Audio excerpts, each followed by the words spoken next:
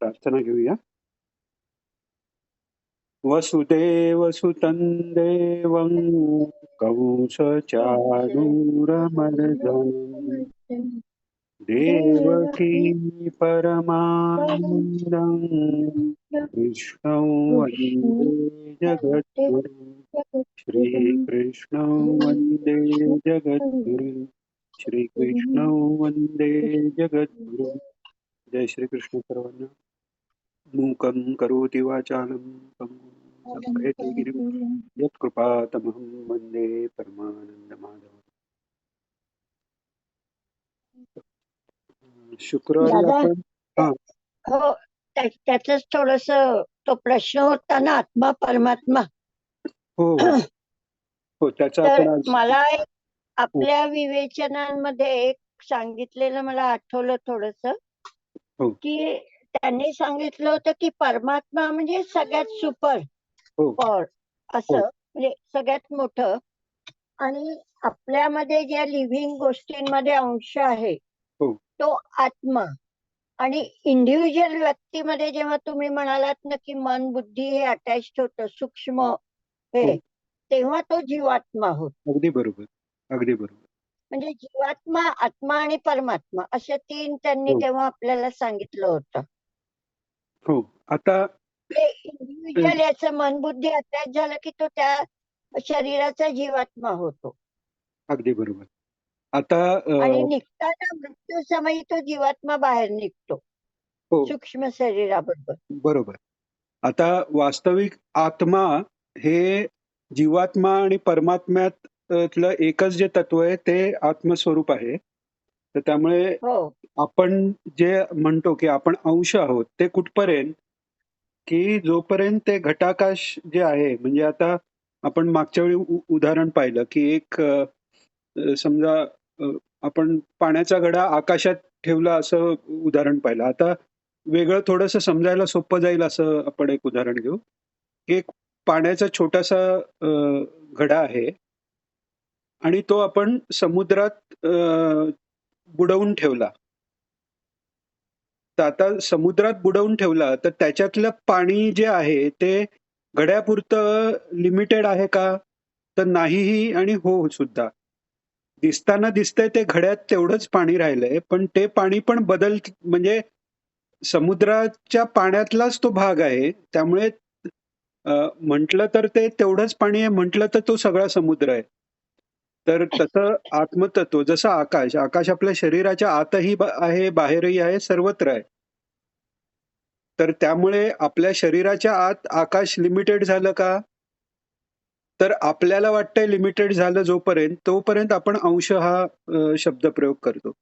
पण खरं तर आकाशाचा ह्या शरीराशी संबंधच नाहीये. त्यामुळे ते या शरीराने सीमित झालेलं नाहीये. त्यामुळे जे काही आपल्यात आकाशाचे अंश आपल्याला भासतायत, ते अंश नसून ते पूर्ण आकाशच आहे.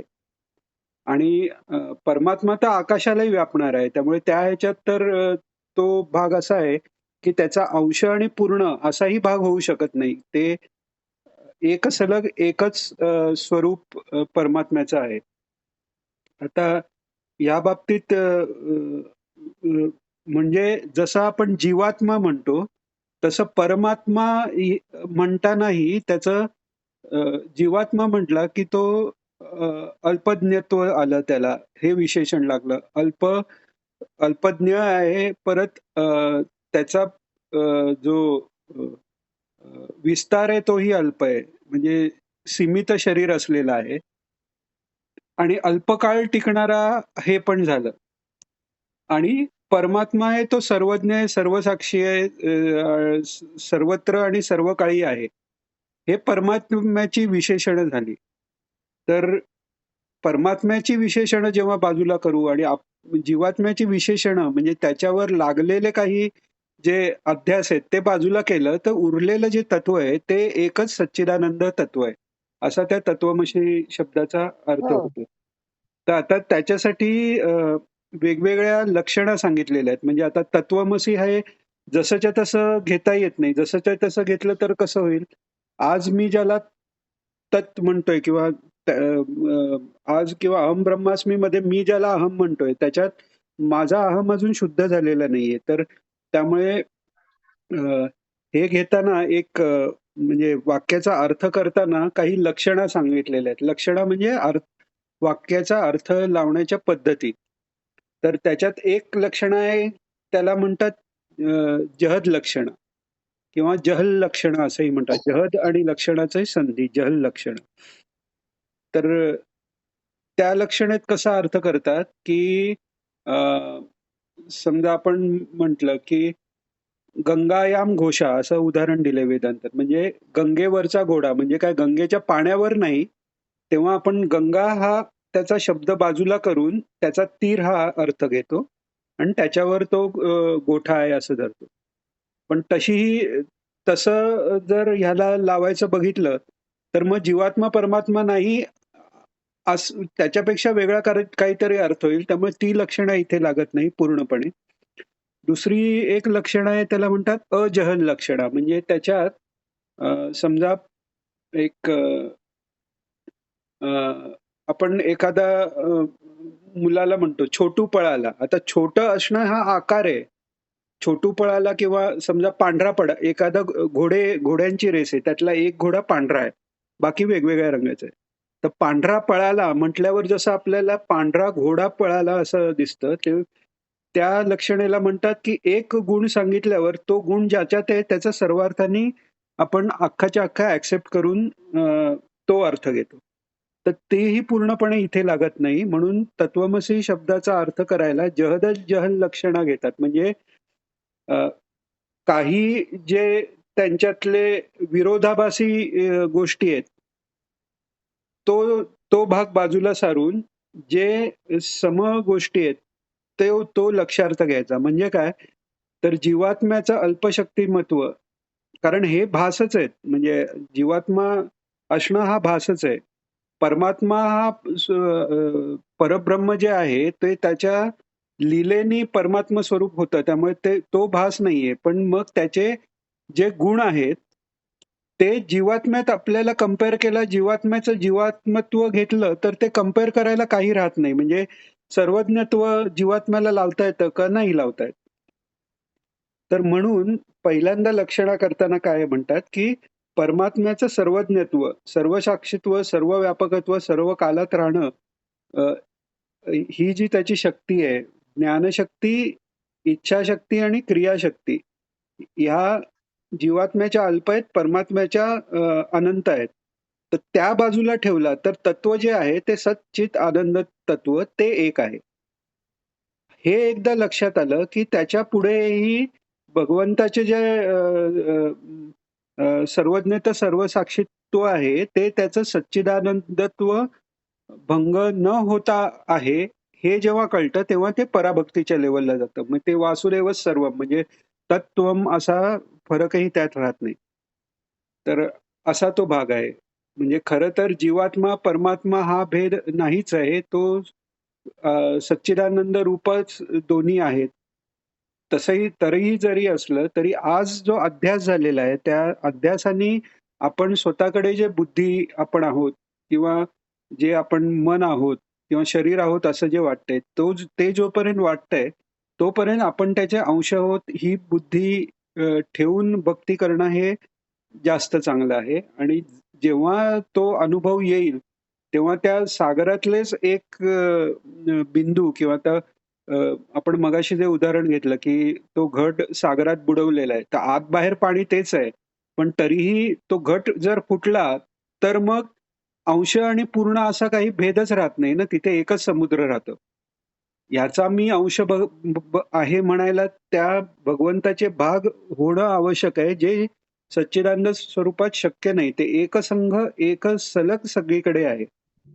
आता श्रीकृष्णांनी जेव्हा आपण नारद त्यांना त्यांचे गृहस्थाश्रम पाहायचा होता. ती लीला पाहायची होती, की 16,008 स्त्रियांबरोबर हे कसं काय संसार करतात. तर तिथे त्यांना 16,008 वाड्यात सगळीकडे श्रीकृष्ण आहेत आणि त्यातला सगळा व्यवहार होऊन मग जेव्हा ते राज्य सभेत जातात तेव्हा एका रूपाने जातात. आता मग ते एक 16,008 रूपं भगवंताची ती काही एका रूपाचे 16,008 भाग आहेत का? नाही, ती 16,008 ही रूपं परिपूर्ण आहेत. अर्थात हा जो हे कळण्यापेक्षा हे अनुभवण्याची गोष्ट आहे आणि ती अ, तो तिथपर्यंत जोपर्यंत आपण जात नाही तोपर्यंत मी भक्त तू देव ही सर्वात चांगली अवस्था आपल्या ऋषीमुनींनी आपल्याला सांगितली आहे. आणि विशेष गोष्ट अशी आहे, की त्या अवस्थेला पोहोचून अ, त्याच्याही पुढे गेलेले जे संत महात्मे आहेत, तेही ही भक्ताची अवस्था अ, कायम ठेवून राहतात. त्याला पराभक्ती म्हणतात. आणि तिकडेच असं होतं, की शिवम भूत्वा शिवम यजेत म्हणतात. तसं भक्त ही भगवान रूपच आहे आणि भगवान भक्त रूप. मग ते एकमेकांची भक्ती करतात. राधा-कृष्ण. राधा हे कृष्ण रूप आहे, कृष्ण हे राधा रूप आहेत. दोघंही एकमेकांना अ, अ, अ, वर प्रेम आहे आणि तो एकमेकांकडे पाहूनही त्यांच्या स्मरणानेही आनंद आहे. कारण ते दोन्ही दोन्ही एकच आहेत. ही भक्तीची परमावस्था दाखवण्यासाठी भगवंतांनी राधेच्या रूपाने ही ते प्रकट झाले. दुसरं एक कारण असं आहे, की पूर्णावतार तो पूर्ण जेव्हा परब्रह्म आहे, तेव्हा त्या परब्रह्माला सगुण स्थितीत अ, अ, राहणं याच्याकरता काहीतरी एक म्हणजे खूप मोठं भक्ताची संकल्प किंवा त्याची संकल्प शक्ती आवश्यक आहे. आणि ईश्वराला स्वतःची अशी काही इच्छा नाहीये. तर त्यामुळेही भगवंतांनी राधा रूपाने हे घेतलेलं आहे, की ते जसं 24 कॅरेट सोनं त्याचा दागिना होऊ शकत नाही, तसं पूर्ण परब्रह्म अवतारात येताना काहीतरी म्हणजे अंशाने ते प्रकट झाले इतर वेळी. आता श्रीकृष्ण अवतारात पूर्ण अंशाने पूर्ण कृष्णस्तु भगवान स्वयं असे ते स्वतः श्रीकृष्ण आलेले आहेत. अ, तर त्यामुळे त्या अवस्थेत त्या सगुण रूपात राहण्यासाठी तेवढ्याच ताकदीचं कोणीतरी त्यांना सगुण रूपात ठेवणारं आवश्यक आहे आणि ते त्यांच्या स्वतःशिवाय कोणी ठेवू शकत नाही. अशा रूपाने ते एका वेळी श्रीकृष्ण आणि राधा अशा दोन्ही रूपाने इथे राहिले. किंबहुना राधा रूपाने आधी आले, नाहीतर तो कृष्ण रूपाने ते येणंच शक्य झालं नसतं त्यांना. तर असं आहे. ह्यात काही विचारायचंही शंका आहे किंवा काही? नाही, क्लिअर झालं बरंच. धन्यवाद. मग आता आपण मला वाटतं आपला सॉरी 21वा वाचायचंय आता. अ, 20 पर्यंत झाले होते दादा. 20 पर्यंत झालेले की हां, तुम्ही रेकॉर्डिंग पाठवलंय ते 20 पर्यंतच आहे. मी हां, कारण बरोबर. त्या दिवशी नव्हते. बरोबर 20 पर्यंत. जो पुरुष प्रिय वस्तू मिळाली असताना आनंद होत नाही, तो स्थिरबुद्धी असलेला संशयरहित ब्रह्मवेत्ता पुरुष सच्चिदानंद घन परब्रह्म परमात्म्यात ऐक्य भावाने राहतो. तेच आपण पाहिलं, की एकदा त्या अवस्थेला गेलं, की मग तो असा राहत नाही, की मी त्याचा अंश आहे. तो त्या ह्याच्यात विलीन झाला. मग तिथे तुम्ही वेगळं काढूच शकत नाही. म्हणजे अ, अ, तो जोपर्यंत अंश आहे ही भावना आहे, तोपर्यंत काहीतरी फरक आहे ही राहतं. तर ते तसं काहीच न राहता तो परब्रह्म परमात्म्यात ऐक्यभावाने म्हणजे तोच परब्रह्म परमात्मा झालाय तिकडे.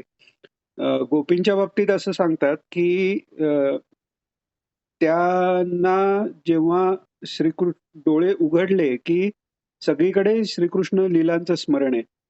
भगवंत राधा रूपाने आले कारण आनंद रूपाचा अनुभव घेण्यासाठी स्वतःच आनंद म्हणजे जसं रामकृष्ण परमहंसांनी सांगितलंय, की साखरेला स्वतःला त्याची गोडी कशी कळणार? तो चाखणारा कोणीतरी लागतो. त्यामुळे स्वतःचाच आनंद स्वतः घेण्यासाठीच एकोहम बहुश्याम हा भगवंतांचा सर्वात पहिला जो संकल्प झालेला आहे, तो त्याकरता आहे. राधेचा अवतारही त्याकरताच आहे, की आपणच आपला आनंद कसा घेता येईल, तर ते इतकं गाढ प्रेम आहे. आणि त्या बाकीही गोपी 7 त्याही त्या अवस्थेला पोहोचलेल्या आहेत. तर त्यांना डोळे उघडे असताना इथे कृष्ण उभा राहिलेला, इथे त्यांनी अमुक लीला केली. इथे त्याला मी असं हे केलं. ह्या सगळ्या त्यांच्या आठवणीत सतत समोर कृष्ण चं स्मरण आहे आणि तो विरह पण तो भक्तीचा विरह हा असा आहे, की तोही एक आपण इंग्लिशमध्ये म्हणतात स्वीट पेन तसा ती विरहाच्या दुःखातही त्यांना आनंद आहे कारण श्रीकृष्ण स्मरण रूपाने त्यांच्या बरोबर आहेत. त्या लीलांचं सगळं स्मरण आहे. आणि त्या विरहाचा अतिरेक झाल्यावर त्या बेशुद्ध पडतायत. पण ती बेशुद्धी नसून त्या तेव्हा त्या समाधी अवस्थेत जातात. पूर्ण आनंदरूप स्वतः श्रीकृष्ण होतात. त्या ह्याच्यात मग त्या स्वतः मुरली घेतलेल्या अवस्थेत उभे राहतील. जशा कलावती आई आपल्याला माहिती असतील बऱ्याच जणांना, तशा एक रमादेवी म्हणून ही कर्नाटकात होऊन गेल्या. त्या संत तर त्यांना कृष्ण भजन करताना भावावस्थेत मग त्या कृष्णासारखेच हे घेऊन उभं राहायचे. तशा त्या गोपी इतर वेळीही ते कोणी कृष्णाचा अभिनय करेल, हे करेल असं होतंच. पण त्या जेव्हा त्या विरहाने जेव्हा त्या समाधी अवस्थेत जात, तेव्हा त्या स्वतः कृष्णरूप होऊन जात. कृष्ण आणि तो त्या आनंदात मग पूर्ण एकरूपता आल्यावर त्या एकरूपतेत तो प्रेमाचा आनंद नाही म्हणून पुन्हा त्या जागृत होऊन पुन्हा तो विरहातून म्हणजे विरहातून आपला जो प्रेमास्पद आहे त्याला प्राप्त करण्याचा जो आनंद आहे तो प्रेमास्पद मिळाल्यानंतर काही काळाने तो तसाच राहत नाही. आपण बघतो कोणतीही वस्तू आपल्याला प्रिय असेल ती जोपर्यंत मिळत नाही आपल्याला खूप अरे पाहिजे पाहिजे वाटतं. ती मिळाल्यावर थोडा वेळ त्याची माधुरी टिकते आणि मग नंतर थोडं आपल्याला त्याची म्हणजे त्याच्यासाठी जे जीव चाललाय आपण म्हणतो तसं राहत नाही.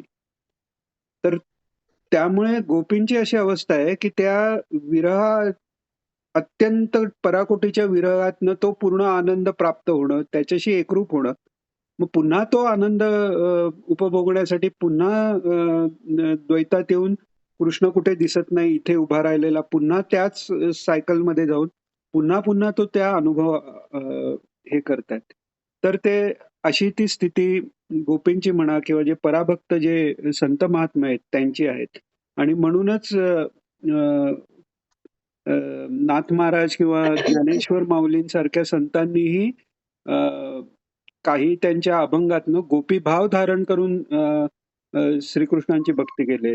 आपण ज्ञानेश्वर माऊलींचं बघतो की घडू वाजे गुणगुणा वारा वाहे ऋणगुणा भवतारकू हा काना वेगी भेटवा का. तर तिथे ते गोपीभाव धरतात किंवा नाथांच्याही बऱ्याच गवळणी आहेत. तो गोपीभाव धरून श्रीकृष्णांची उपासना त्या करतायत. संत कबीर जे आपल्याला सर्वांना माहिती आहे ते रामभक्त म्हणजे आत्मा रामाची उपासना करणारे म्हणजे निर्गुणाकडे त्यांचा ओढा जास्त आहे असं मानलं जातं. त्यांची निर्गुण भजनं फेमस आहेत. पण तेच कबीरजी म्हणतायत, कबीर कबीर क्या कहे जाओ यमुना के तीर एक एक गोपी के प्रेम में बह गए कोटी कबीर.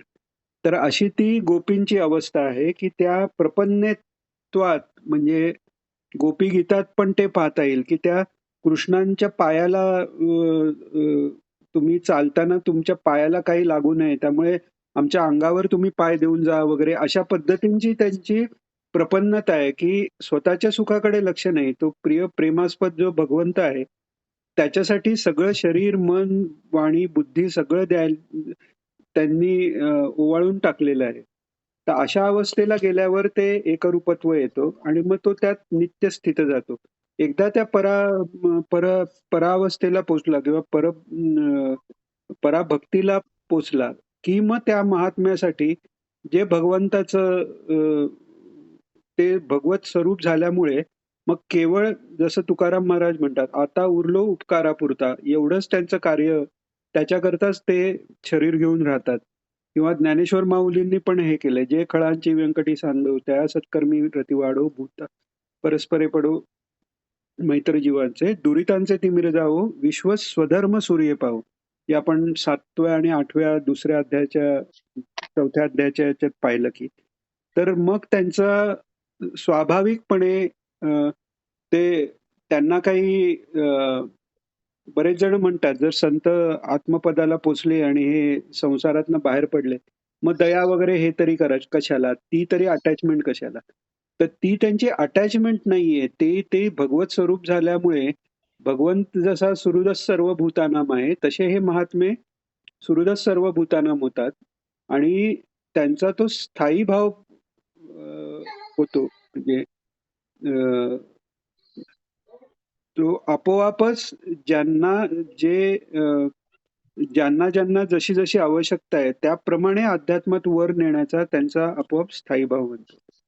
असे ते परब्रह्मात एकरूप राहून जोपर्यंत ह्या शरीरात असतात तोपर्यंत ते सर्वांनाच कल्याणभूत होतात. सर्वभूत इथे रता हे त्यांचं साधन नाहीये, हे त्यांची सहज अवस्था बनून जाते.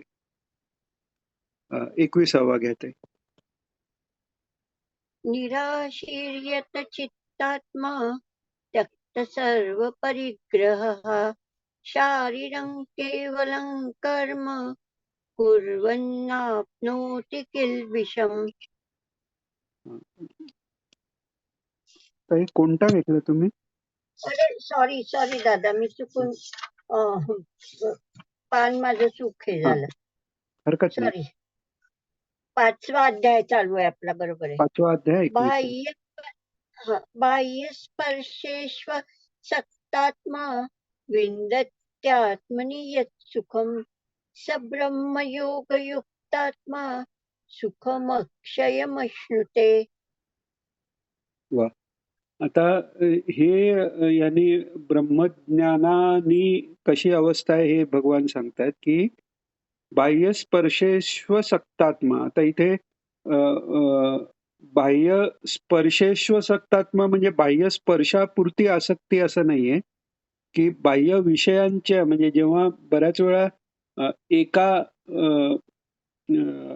एका विषयाचा उल्लेख केला की त्यात सगळे विषय आले. आपण जसं सनक सनंदन सनातन सनत कुमार यांना सगळ्यांना मिळून सनत कुमार म्हटलं जातं. तसं हे आहे की बाह्य स्पर्शेश्व सक्तात्मा म्हणजे फक्त स्पर्शाची आसक्ती नाही, सगळीच 5ही विषयांची आसक्ती ही ज्यातला नसते असा साधक, म्हणजे असा जो साधक किंवा जो ज्ञानाभ्यास करणारा किंवा भक्तीच्या मार्गात जो पुढे गेलेला आहे, कर्मयोगात पुढे गेलेला आहे, तो बाह्य विषयातनं मन बाहेर जाणं याला उपरती हे म्हटलेलं आहे. साधन चतुष्टय संपत्तीत शमदमादी षट संपत्ती, विवेक, वैराग्य आणि मुमुक्षा हे सांगितलेलं. ते वैराग्य ही उपरती आहे.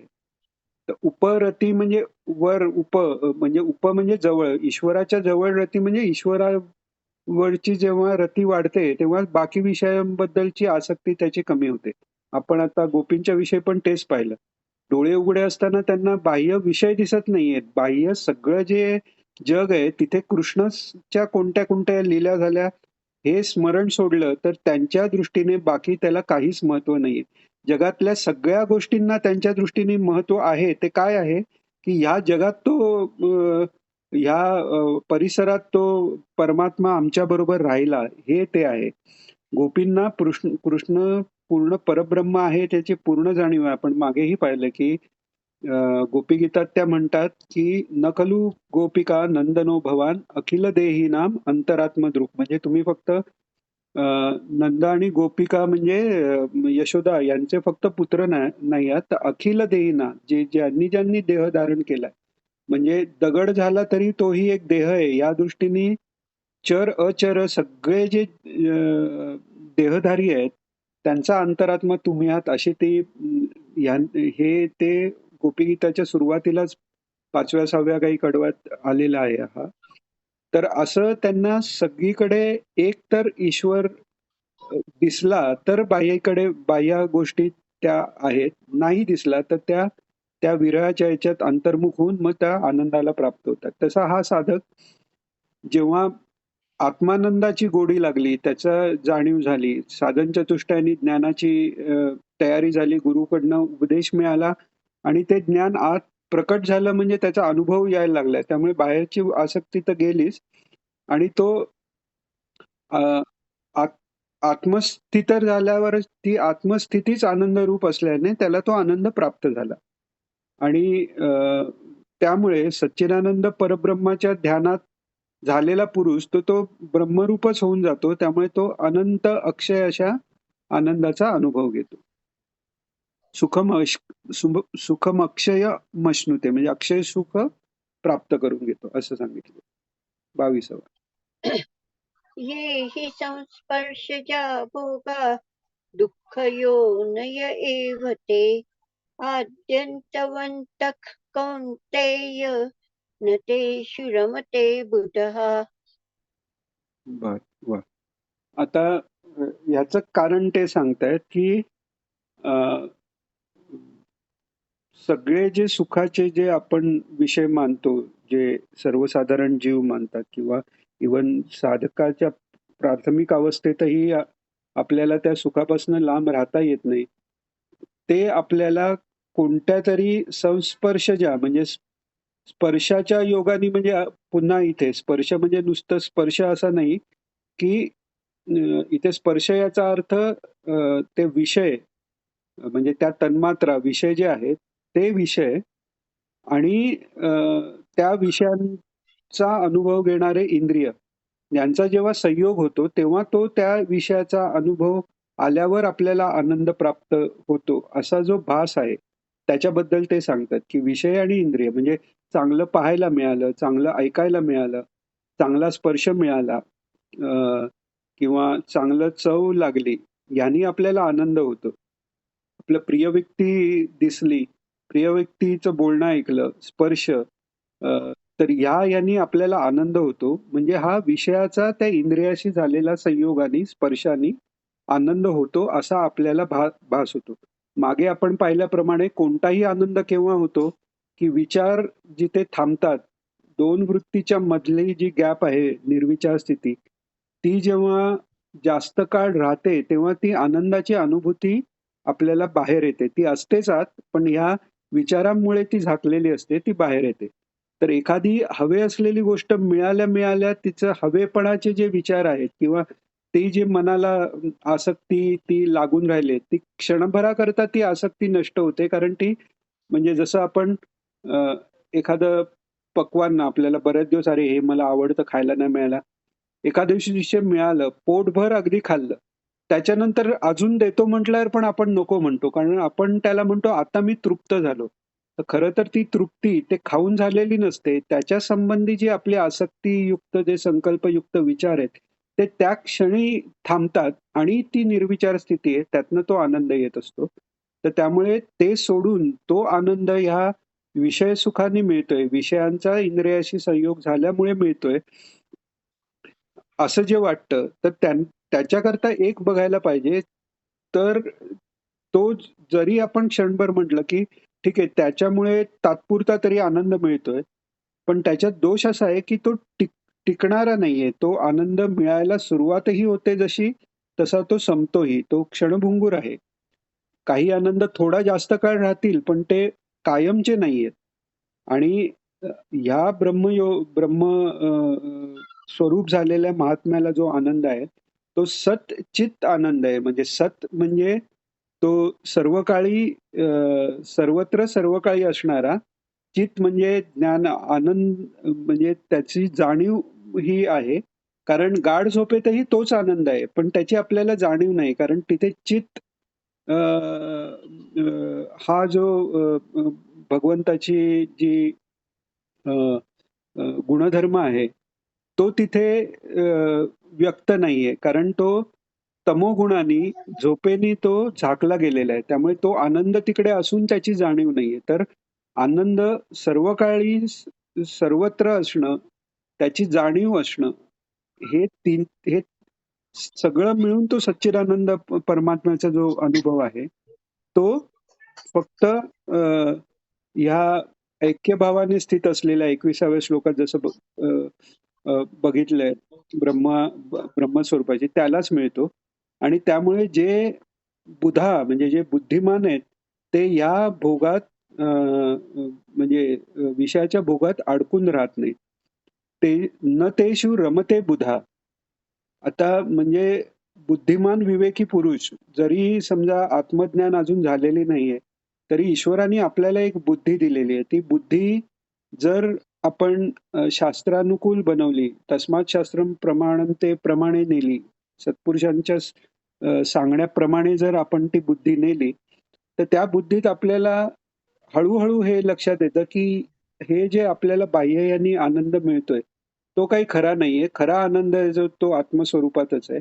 असं जेव्हा लक्षात येतं, तेव्हा तो जास्त साधक त्या दृष्टीने प्रयत्न करण्यासाठी उद्युक्त होतो आणि तसंच अर्जुनाने करावं म्हणून भगवंत हे सांगतायत, की अ, अ, माझे सगळे जे संबंधी आहेत ते जिवंत राहावेत.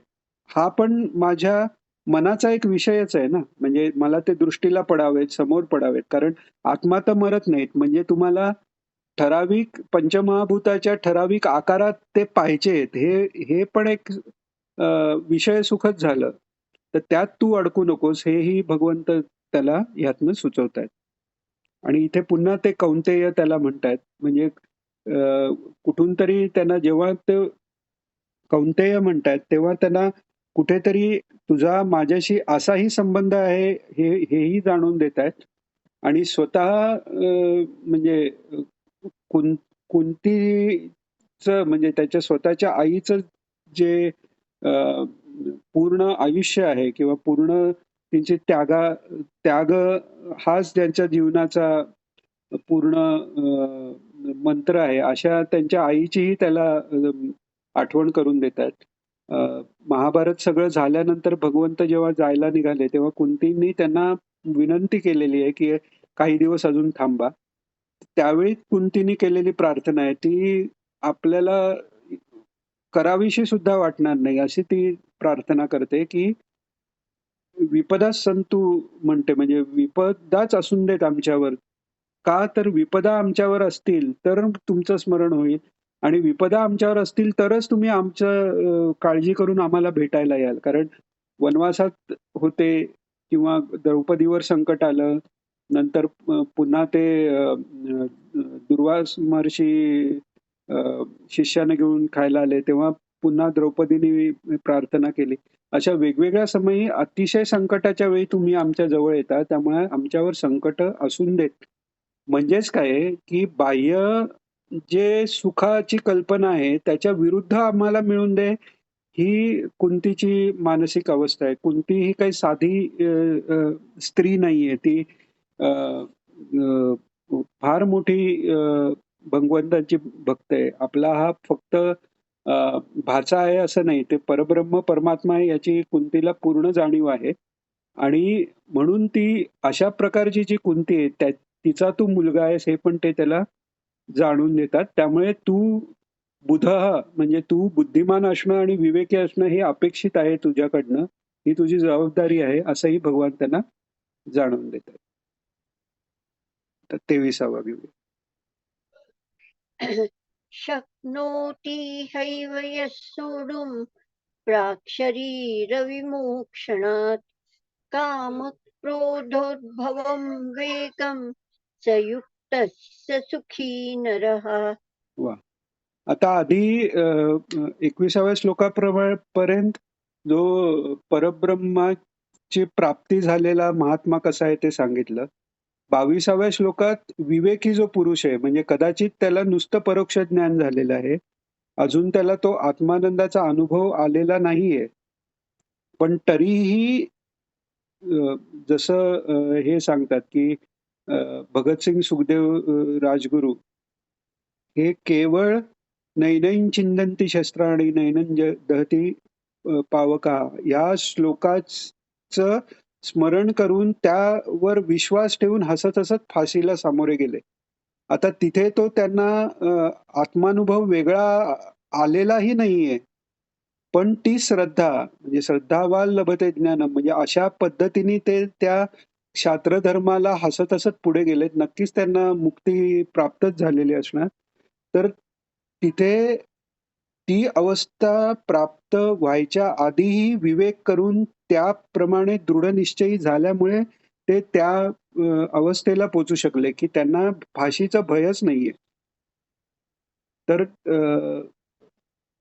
तर तोपर्यंत काय जर आता काम, क्रोध हे आता असं म्हणतात की मन हे घोड्यासारखं आहे म्हणजे किंवा मनाचा अ, अ, रथ आहे त्याला 10 इंद्रियाचे 10 घोडे आहेत आणि आपण बुद्धीचा तो लगाम.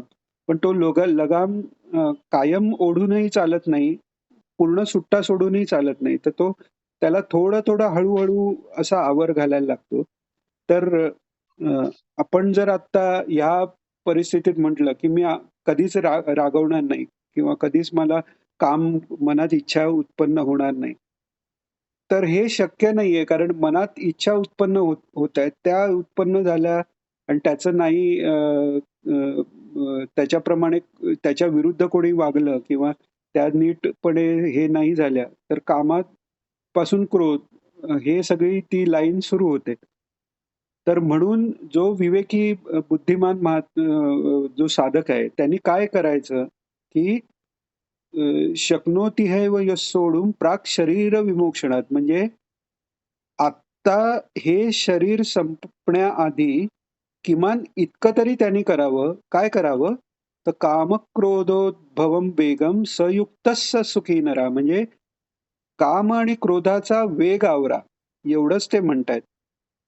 ते जर आवरलं तर तुम्ही युक्त आणि सुखी आहात. म्हणजे तुम्हाला युक्त म्हणजे परमेश्वराशी तुम्ही युक्त झालातच. म्हणजे पुढची गॅरंटीच आहे, की तुम्ही एवढं जर करू शकलात, तर पुढची काळजी तुमची भगवंत घेतोय.